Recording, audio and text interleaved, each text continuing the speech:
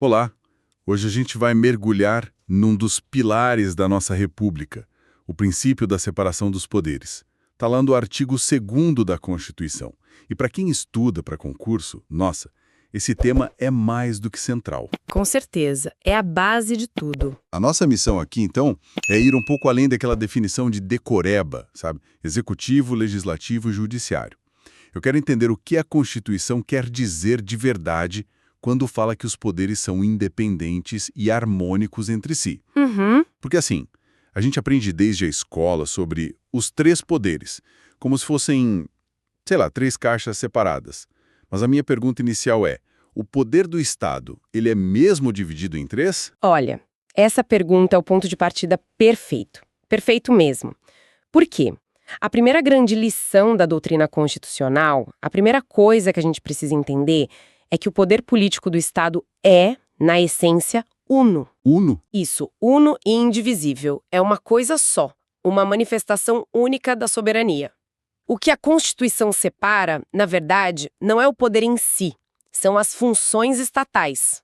É como se fosse uma distribuição de tarefas, sabe? Não uma fratura do poder. Ah, entendi.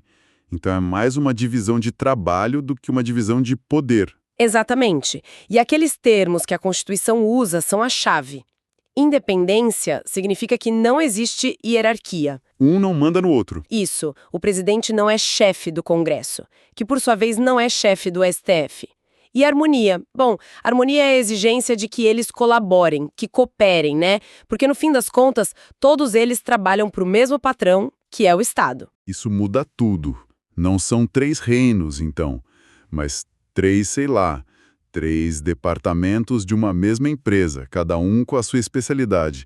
Então, se o poder é um só, quais são exatamente as tarefas ou funções que ele exerce? A gente sempre ouve falar em três: legislar, executar e julgar. É só isso? Essa é a simplificação mais comum, né? Mas a teoria ela vai um pouquinho além. Ela identifica 5 funções principais. Pensa assim, antes mesmo de criar uma lei ou julgar alguém, o Estado precisa. Bom, ele precisa se posicionar no mundo, e essa é a primeira função, a função representativa. Tipo o presidente assinando um tratado. Perfeito, o chefe de Estado assinando um tratado, recebendo um embaixador. É o Estado agindo como uma pessoa no cenário global, sabe? Faz todo sentido. É a personalidade do país. Ok, então ele se representa para o mundo e depois? Ele tem que agir internamente, tomar as rédeas. Exatamente. Aí entra a segunda, a função governativa. Essa é a função de traçar os grandes rumos da nação. É tomar as decisões políticas que são fundamentais. Pensa, por exemplo, no Plano Plurianual ou na Lei de Diretrizes Orçamentárias. As grandes estratégias. Isso, são decisões governativas puras. Elas definem para onde o dinheiro e o esforço do país vão nos próximos anos. É o planejamento estratégico mesmo. Ok, então o governo decide o rumo. Mas ter um plano no papel não adianta nada se ninguém bota em prática, né? E aí que entra a terceira, e talvez a mais ampla de todas, a função administrativa. A famosa mão na massa. É a mão na massa do Estado. É a máquina pública toda em movimento, prestando serviço, fazendo obra, aplicando as políticas que a função governativa definiu. É tão grande que tem um ramo inteiro do direito só para ela. E, finalmente, chegamos nas duas mais famosas. As que definem as regras e garantem que elas sejam cumpridas. Precisamente. A quarta é a função legislativa, criar as normas gerais, abstratas, que regem a vida de todo mundo. O poder de dizer quais são os nossos direitos e obrigações. E por último, quando essas regras são quebradas ou quando tem um conflito. Aí entra a função jurisdicional. Isso, é o Estado agindo como um árbitro imparcial para dizer qual é o direito naquele caso específico, para resolver a briga e devolver a paz social. Entendido. 5 tarefas.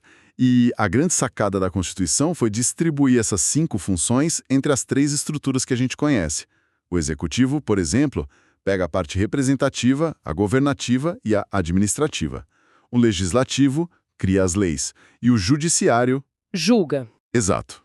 Mas por quê? De onde veio essa necessidade de dividir as tarefas? Eu imagino que nem sempre foi assim. Não, de jeito nenhum. Para entender a razão de ser disso, a gente precisa fazer uma pequena viagem no tempo. lá para o Estado absolutista. Ok, vamos lá. Vamos imaginar a cena. Eu sou a rainha, absolutista, e tô um pouco entediada. Decido que quero dar uma festa memorável no palácio. Só que o meu ministro das Finanças chega e fala: Majestade, os cofres do reino estão vazios. Pequeno contratempo. Pequeno. Mas, como rainha absolutista, eu não vejo problemas, só soluções. Pego uma pena, um pergaminho e escrevo um decreto. Fica instituído o imposto da festinha da rainha. Criativa. A alíquota, 100% sobre o lucro de todos os feirantes do reino naquele mês. Simples assim, eu mesma criei a lei. Claro. E se algum feirante se recusar a pagar? Reclamar. Bom, eu mesma julgo. E a minha sentença é bem simples. Pode mandar prender e confiscar tudo. Nesse cenário, eu fiz a lei, eu executei a cobrança e eu julguei o cara que não pagou. Não tem limite nenhum. Essa anedota, ela ilustra perfeitamente o perigo de concentrar o poder. No absolutismo, era assim. Todas as 5 funções estavam nas mãos de uma pessoa só, o monarca. E isso gerava uma insegurança jurídica, uma arbitrariedade. É absurda. Foi a reação a esse modelo que plantou a semente da separação de poderes. E o que fez esse sistema ruir? Quem é que teve força para desafiar o poder absoluto do rei? O dinheiro, sempre ele. Com as grandes navegações, a expansão do comércio, surgiu uma classe social nova com um poder econômico gigantesco. A burguesia. Eles tinham o capital, mas não tinham poder político. E pior, não tinham segurança nenhuma para os seus negócios. Viviam sob o risco constante de uma canetada do rei, como a da nossa rainha festeira. E uma hora eles se cansaram disso. Exatamente. A burguesia começou a exigir um Estado de direito, ou seja, um Estado que também se submete às leis, que não pode agir como bem entende. A ideia, que já vinha de filósofos como John Locke, era que o governo existe para garantir direitos, né? Vida, liberdade e, crucial para eles, a propriedade. E qual era a função do Estado que era a chave para garantir a propriedade? A legislativa. Claro, quem faz as regras controla o jogo. Mas como eles conseguiram entrar nesse jogo? Não dá para simplesmente chegar para o rei e pedir para ele abrir mão do poder, né? Foi uma negociação, na verdade. A monarquia estava sempre precisando de dinheiro, para guerras, para luxos. E a burguesia disse, basicamente, olha, a gente financia o Estado, mas em troca a gente quer participar da criação das leis. E o rei, sem dinheiro... Cedeu. A função legislativa saiu da mão exclusiva do rei e passou a ser compartilhada com o parlamento. E aqui nasce um detalhe muito curioso. A origem do bicameralismo. A nobreza, os parças do rei, não queria se misturar com os burgueses, que eles consideravam assim a ralé. Não queriam sentar na mesma sala. Exato. A solução? Criar 2 casas. Uma para os nobres, a Câmara Alta, e outra para os comuns, a Câmara Baixa. Peraí. Se o legislativo já tinha sido separado do rei, o sistema já não estava mais equilibrado? Por que o judiciário ainda era um problema? Ótima pergunta. Porque não adiantava nada ter leis protegendo a propriedade se o juiz que ia aplicar a lei podia ser demitido pelo rei a qualquer momento. Ah, claro. O rei nomeava os juízes e, se não gostasse de uma decisão, ele simplesmente tirava o cara do cargo. O judiciário era independente no papel, mas na prática era totalmente subserviente. A grande virada veio no início do século XVIII, quando os juízes ingleses conquistaram uma garantia fundamental: a vitaliciedade. O que isso significa na prática? Que ele fica no cargo para sempre? Quase isso. Significa que, uma vez nomeado, o juiz não pode mais ser demitido por vontade do governante. A remoção dele só pode acontecer por uma decisão judicial dos seus próprios pares, num processo por alguma falta muito grave. Isso foi revolucionário. Totalmente. Pela primeira vez, um juiz podia decidir contra o rei e continuar com seu emprego no dia seguinte. O judiciário conquistou a sua independência real ali. Então foi essa estrutura que estava se formando. Um executivo com o rei, um legislativo dividido e um judiciário agora independente, que um certo filósofo francês observou. Exatamente. Montesquieu, na obra O Espírito das Leis, ele analisou esse modelo inglês e o teorizou.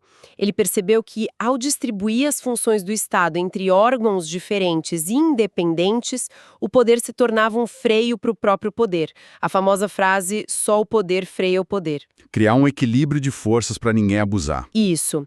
A ideia era essa, garantir a liberdade dos cidadãos. A teoria é belíssima, mas ela não corre o risco de criar um impasse? Tipo, cada poder agindo sozinho e o Estado simplesmente para de funcionar? Correto. E é crucial entender isso. Nem Locke nem Montesquieu imaginaram uma separação absoluta, um muro entre os poderes. Eles entenderam que para a coisa funcionar era preciso um mecanismo de controle mútuo. O princípio geral é o da indelegabilidade das atribuições. Basicamente, cada um no seu quadrado. O legislativo não pode delegar para o executivo a sua função de criar leis, por exemplo. Mas essa regra é flexibilizada por um sistema muito engenhoso. E que sistema é esse? É o famoso sistema de freios e contrapesos. Vem do inglês checks and balances. É um conjunto de mecanismos na própria Constituição que permite que um poder controle, fiscalize e até interfira um pouquinho na área do outro, justamente para manter o equilíbrio e a harmonia. Certo. Então a ideia não é isolar, mas forçar eles a interagir e a se fiscalizar. Vamos para os exemplos práticos, que é o que realmente importa para a prova de concurso. Como isso funciona no dia a dia? Um exemplo clássico é a nomeação de um ministro do STF. O presidente da República, que é o chefe do executivo, indica um nome. Certo. Mas essa pessoa só vira ministra se for aprovada em sabatina e depois em votação pelo Senado Federal, que é parte do Legislativo. É um freio claríssimo do Legislativo numa escolha do Executivo. E a gente vê essa tensão o tempo todo nas sabatinas, né? São horas de arguição onde o Senado realmente usa esse poder de freio. E nem sempre o resultado é o que o presidente espera. Exatamente. Outro exemplo potentíssimo é o processo de impeachment. Ali, o Congresso Nacional, que é o Legislativo, julga o presidente da República. Um poder julgando o outro. E para garantir a imparcialidade, a sessão de julgamento lá no Senado é presidida por quem? Pelo chefe do Judiciário, o presidente do STF. É a interação máxima dos três poderes num único processo. É o exemplo máximo mesmo. E no processo de criar uma lei, como funciona? Aí é uma verdadeira corrida de obstáculos. O Executivo pode propor uma lei, o Legislativo debate, emenda, vota. Se aprovar, manda para o presidente. E pode aprovar ou não? Exato. Ele pode sancionar e vira lei, ou pode vetar, total ou parcialmente. Se ele vetar, a palavra final volta para o Legislativo, que pode manter ou derrubar o veto. E não para aí. Não parei. Mesmo depois de tudo isso, se alguém achar que a lei é injusta, pode levar ao judiciário, que tem o poder de declarar ela inconstitucional. E aí, a lei simplesmente deixa de existir. Isso mostra como nenhum poder é soberano no processo. Cada um depende do outro em alguma etapa. Perfeitamente. E isso vale até para as decisões mais drásticas. Para declarar guerra, por exemplo, que é um ato com a cara do chefe de Estado, o presidente precisa de autorização prévia do Congresso. Para tudo? Para tudo. O sistema foi desenhado para impedir ações unilaterais, impulsivas, nos assuntos mais graves. A teoria é um mecanismo de relojoaria. Um desenho muito engenhoso. Mas quando a gente olha para o Brasil, a sensação que dá é que as engrenagens vivem travando ou sendo usadas para fins questionáveis. O que a nossa fonte diz sobre o porquê disso? A análise que a fonte nos traz, ela é bem contundente e joga a responsabilidade para fora do texto da Constituição. O argumento é que o problema não estaria no desenho constitucional, que é robusto, sabe, alinhado com as melhores democracias. O problema estaria na qualidade das pessoas que operam o sistema. Entendi. A corrupção que a gente vê nos poderes seria, na verdade, um reflexo de uma corrupção cultural, social mais ampla. Mas será que é justo culpar só o jeitinho brasileiro?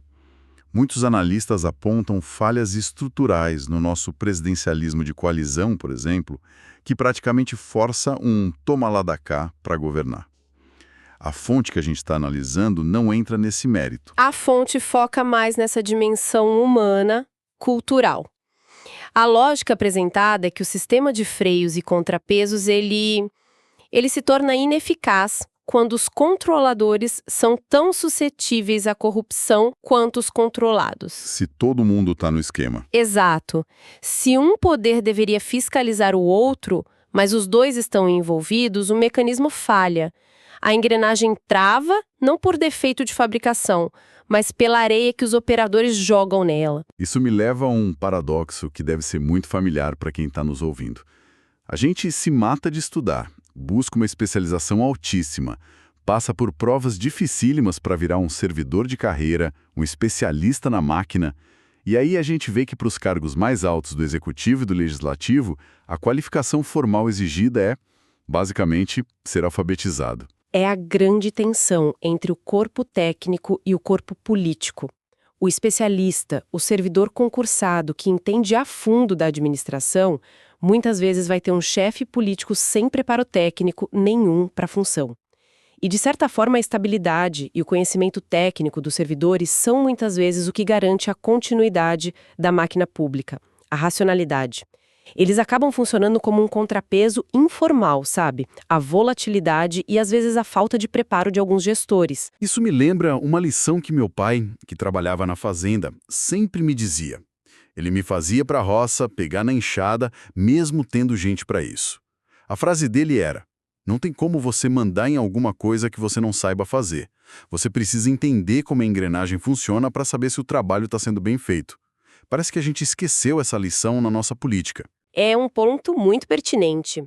E seguindo essa lógica de especialização técnica dos três poderes, o judiciário é o que, na sua base, nos cargos de juiz de carreira, exige a maior qualificação formal, por meio de concurso. Certo. Embora, claro, a nomeação para os tribunais superiores, como o STF, siga outra lógica, né? A da indicação política com aquele freio do legislativo, como a gente já viu. Fazendo um balanço rápido, então, o poder do Estado é uno.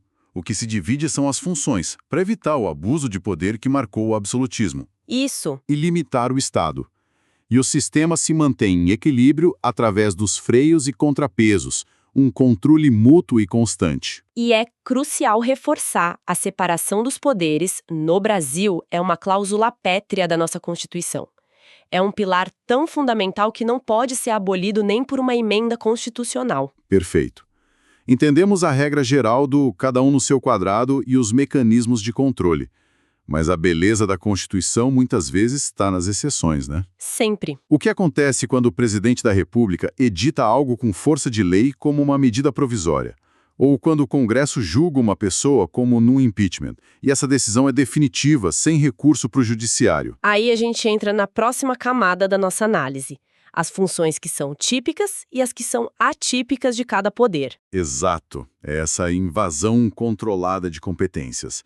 Essa dança complexa onde um poder exerce excepcionalmente a função principal do outro, que a gente vai desvendar a fundo na nossa próxima conversa. Se este conteúdo te ajudou nos seus estudos para concursos públicos, aproveite e assista agora a outros vídeos de nosso canal. Aqui você encontra material gratuito, dicas de estudo e conteúdos atualizados para concursos públicos. Inscreva-se no canal, ative o sininho para não perder nenhuma aula, compartilhe com outros concurseiros e deixe seu comentário com dúvidas ou sugestões. Pode Passar Cast. Conteúdo certo para quem estuda para passar em concurso público.